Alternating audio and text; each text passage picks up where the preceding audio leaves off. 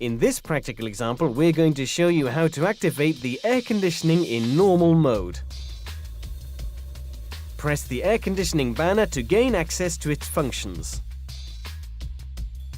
Press the AC button to activate the air conditioning. To deactivate it, press this button again. To exit, press one of the banners of R-Link 2.